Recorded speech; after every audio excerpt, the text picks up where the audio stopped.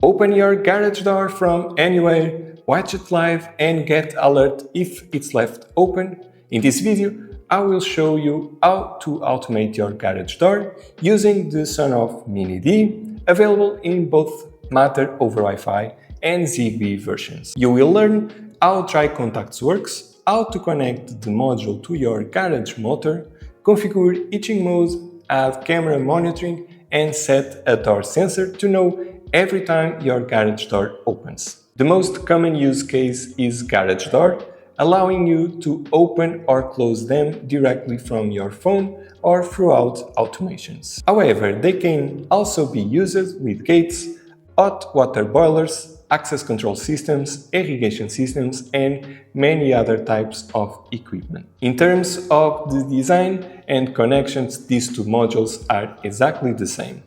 The user can choose between Matter over Wi-Fi or Zigbee. One of the biggest advantages of these modules is their flexible power input. They can be powered using either AC or DC, making them suitable for a wide range of installations.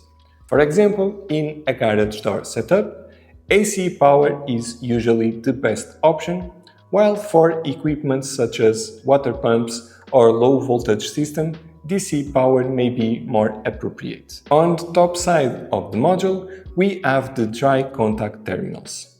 This is where we connect the wires responsible for triggering the external device. For those that is not familiar with dry contact, basically a dry contact works like a simple switch. The module itself does not send voltage through these terminals.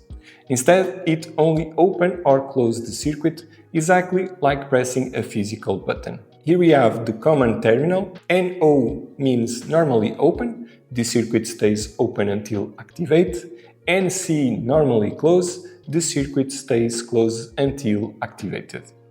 This makes the module compatible with a huge variety of equipment that expects a simple contact trigger instead of a powered output. But let's take a look at this garage door motor. This is one of the most common use cases for a dry contact module. Normally, the garage door can be controlled using these RF remotes. However, with this SONOFF MINI-D or SONOFF MINI-D, you can also open or close the garage door by simply triggering the dry contact connection. To do this, you first need to check your garage door motor manual and identify the terminals used for an external push button. Once identified, connect these two wires to the common and the normally open terminals on the SONOFF module.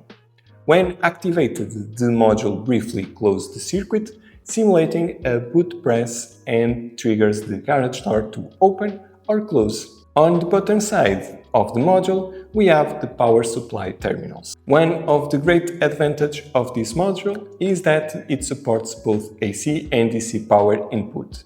In this example, I'm using the AC power by connecting the live and neutral wires. However, if your installation requires a low voltage power, you can instead use DC power by connecting to the DC plus and DC minus terminals. Just keep in mind that you can only use one power input method at the time, either AC or DC, but not both simultaneously. When the installation is done, there's an important setting that should be configured: the itching setting. This itching mode allows the relay to close the circuit for a short period of time and then automatically open again.